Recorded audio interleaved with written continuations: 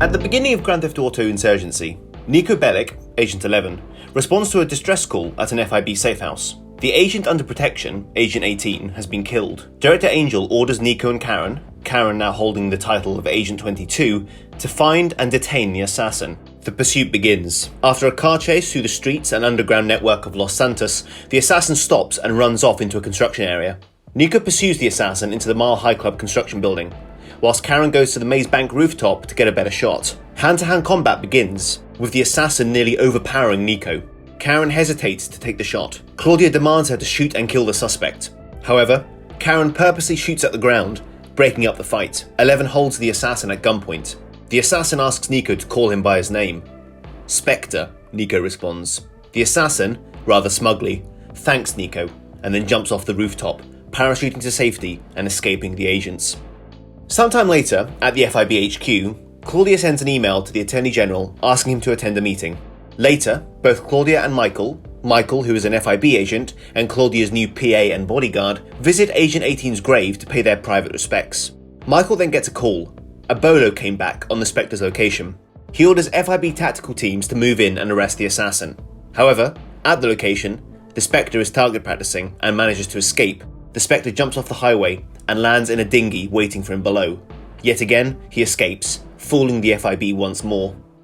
After Niko and Karen attend the crime scene, Karen then attends a retraining exercise managed by Michael. Her performance is lacking.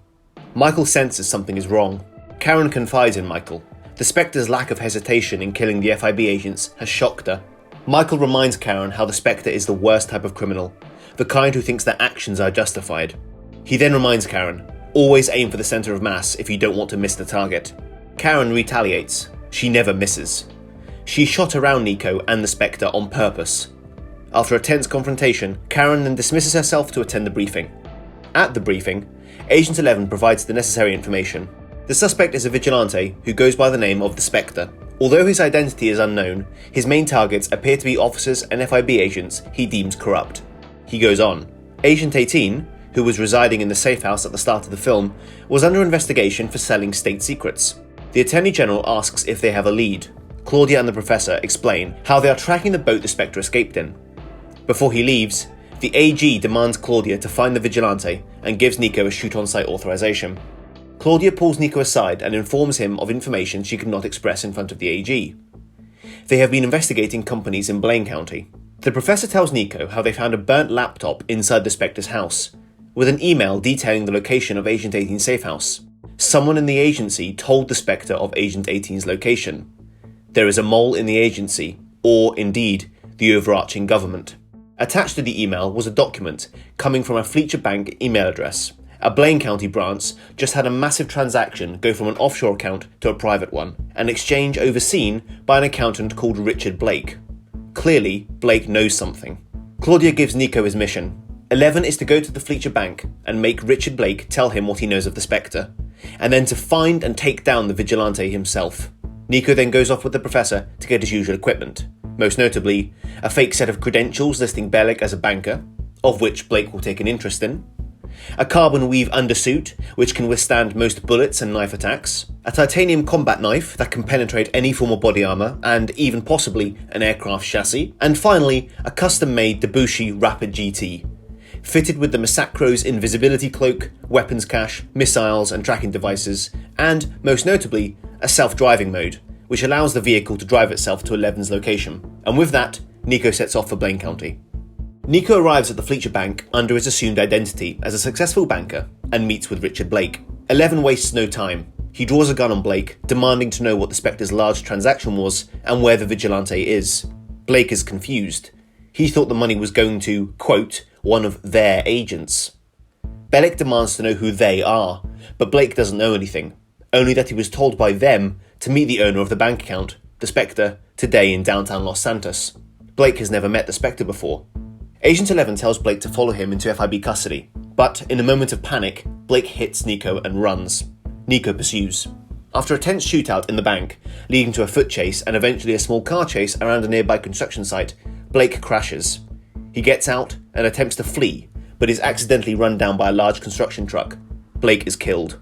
Returning back to the car, Niko contacts Michael and Claudia, informing them of Blake's death. However, he has a plan. As Blake was due to meet the Spectre later today, and the two had never met before, they can send in an undercover FIB agent to the meet to then apprehend the vigilante.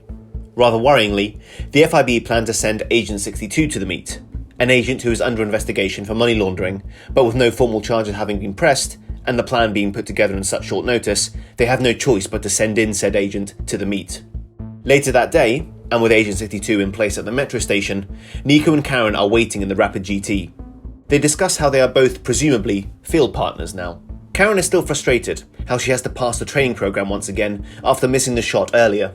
Nico sympathizes, telling her of the time Alex, Agent 14, once missed the shot during a pursuit in Liberty City. Nico explains how he was chasing an associate of Ronson, and although Agent 14 had a vantage point with a rifle, he refused to take the shot in case he hit Nico. Mistakes happen in the field, but sometimes making the mistake is the moral thing to do. It's clear Nico misses his friend, Alex. Suddenly, the Spectre arrives and approaches Agent 62. However, the mission is compromised after the Spectre knows he is meeting with a corrupt FIB agent.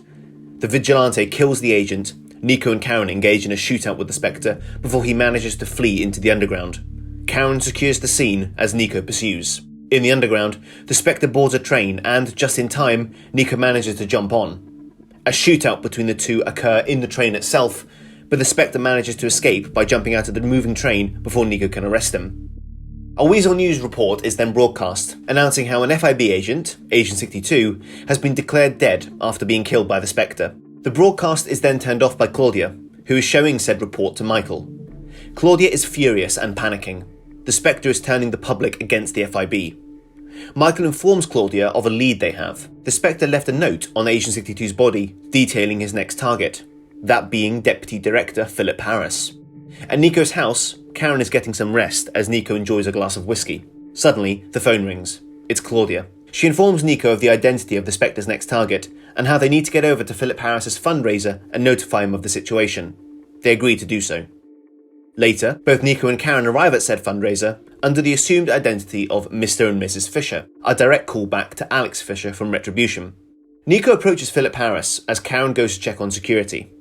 Both Nico and Philip discuss life, with Philip asking how Claudia is holding up after Ronson attacked the agency, and Agent 14, sadly, was killed in action. Nico explains how Claudia is pushing herself beyond the limits, especially with the public pressure mounting as the Spectre is killing criminals and corrupt agents, taking the law into his own hands in the process.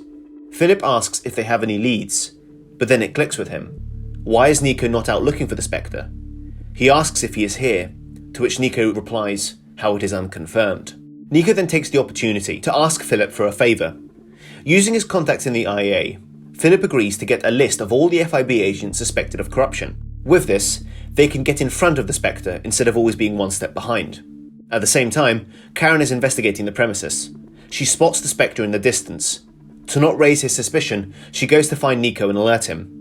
Philip tells Nico how, according to his IAA contacts, only 2 agents in the FIB are currently under suspicion of corruption for aiding and abetting Tony Ronson, Agents 4 and 17. As Philip is about to leave, Karen finally finds Nico. However, before she can warn him, a huge explosion erupts. Philip's limousine has exploded. Philip has been killed by the Spectre. Sometime later, and after Claudia arrives on scene expressing her determination to hunt down and kill the Spectre for this, Nico and Karen are back at the FIB HQ, rendezvousing with the Professor. As they do not know who the Spectre is going after next, both Nico and Karen will have to split up. Nico will be sent to Agent 4, Mark Enfield, to bring him into protective custody, whilst Karen goes after Agent 17. The two split up, Nico travelling to Switzerland, where Agent 4 is, and Karen travelling to Rome, where Agent 17 is. In Switzerland, Nico arrives in his Rapid GT at the same hotel Agent 4 is staying at. Nico then gets a call from Luna Lamardia, an Interpol agent who is also Nico's contact in the area. They agree to meet at the Arctic Alpine Bar. There, they discuss the beauty of their surroundings, how Luna has always been an Interpol agent based in Switzerland, and how she has managed to track Agent 4 by request of the FIB. Agent 4 is due to ski down the mountain range tomorrow morning. After further drinks and a flirtatious discussion, both Nico and Luna agree to go back to Nico's hotel room for the night. The next morning, as Luna continues to sleep, Nico awakes with a text message by the reception. Mr. Enfield, Agent 4, has just left the hotel. After following the agent, Nico is about to approach him, until, suddenly, the Spectre arrives on scene and slices the throat of Agent 4, killing him. Both the Spectre and Nico engage in a shootout on the mountaintop before the Spectre jumps on a nearby quad bike and races down the mountain. Nico does the same. After a hair-raising chase down the snow-covered track, the Spectre jumps on board a moving train and escapes. Nico, in dismay at having failed the mission, returns to the hotel to find Luna missing. The phone then goes off. It's the Spectre. He's kidnapped Luna and taunts him. 3 down, 2 to go. Nico runs out of the hotel and spots the Spectre climbing into a black Oracle with Luna inside. As he speeds off, Nico runs and climbs into the Rapid GT and gives chase. Up the mountain road, Nico is pushing the car to the limit, hoping to catch up to the Spectre. Up ahead, the Vigilante has stopped and put the car in the middle of the road. Suddenly, Nico races around the corner and, to avoid the obstacle, spins the car off the road and crashes down the mountain. Nico is rendered unconscious. Sometime later, Nico awakes in a run-down meth lab in an unknown location. Definitely not in Switzerland. Luna is knocked out on the floor. The Spectre stands in front of him. The Vigilante expresses to Nico how he has brought him to the people who are in league with those that support his crusade against the criminal and the corrupt. Every criminal is now scared to step outside lest the Spectre descend upon them. According to the Spectre, he's not the bad guy in this situation. He wanted Nico to join him to help him bring down the FIB, an agency that should have been declared unfit long ago. However, the Spectre knows the truth. Nico has his principles. Hope of Nico joining him is futile. Before the Spectre leaves, he taunts how he has one more friend to visit. Nico then checks on Luna. She's okay. In desperation, Nico smashes a glass container and picks up a shard of glass as a weapon, stabbing a guard and picking up his pistol in the process. A small shootout occurs with what appear to be militia personnel. Nico and Luna then manage to escape. They are met with a rain of gunfire from both militia soldiers and an attack helicopter.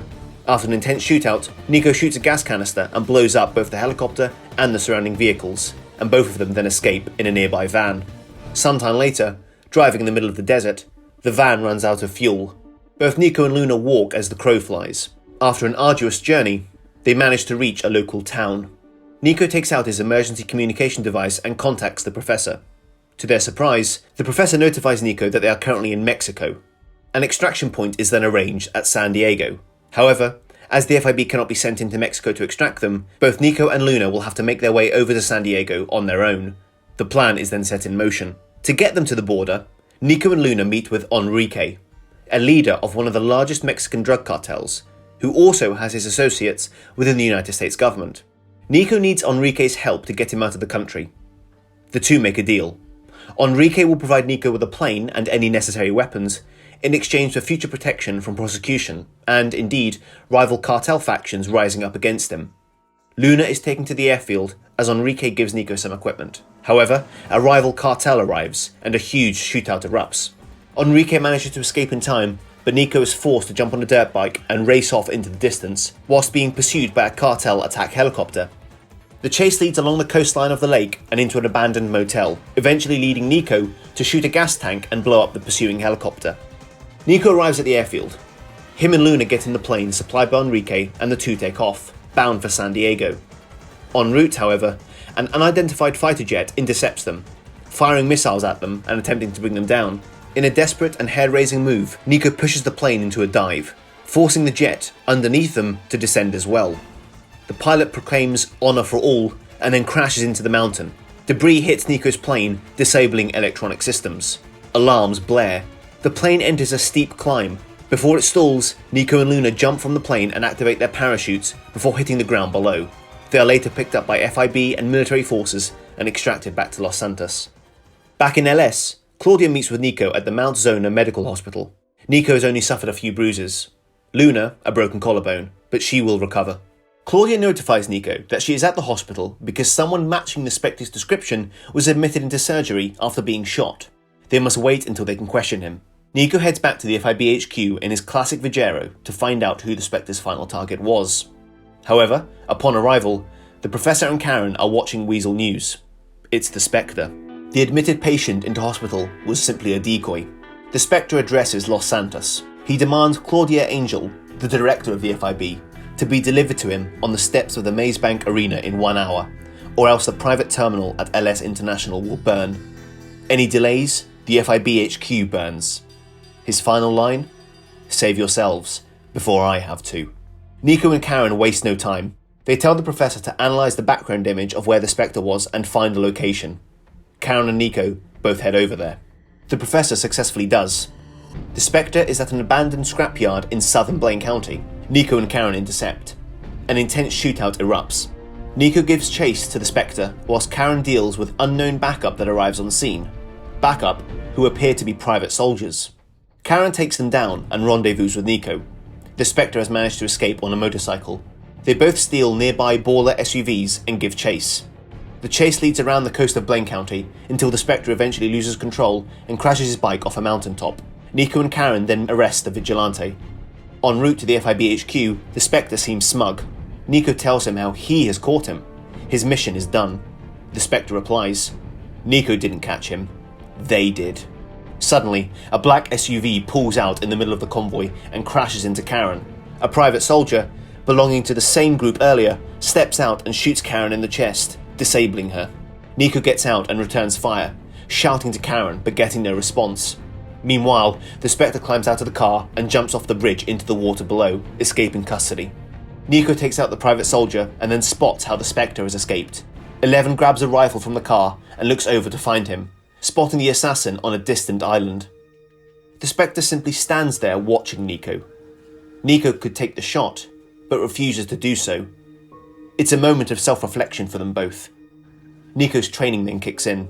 He forgets the Spectre and runs over to tend to Karen. Sometime later, Nico is at his house in Blaine County. Claudia contacts him and notifies Nico how Karen is still in critical condition. The bullet didn't pierce her heart, but it did do a lot of damage. She's been taken off the active duty list. Nico is thankful she is still alive, but is frustrated how the Spectre is still out there, having caused this. However, the trail has gone cold. He's nowhere to be found. The one thing that confuses Claudia, still, is how the Spectre stole Karen's phone before escaping. But this does not faze Nico. After bidding goodbye, Nico walks off to admire the view. A text notification blares. Nico has Karen's phone. The message reads, Miss Michelle, we need to meet. Hessler. Nico clearly has his suspicions. In Italy, a wealthy individual drives into his villa. He gets a phone call. It's Nico. The man is clearly angry and confused, demanding to know who this is and how Nico received the number for his private cell. Suddenly, a rain of gunfire erupts into the man's car. He takes cover. Nico confidently walks over, a G36 in hand, and stands over him, uttering one final line. Mr. Hessler, the name's Nico Bellic. I'm the law.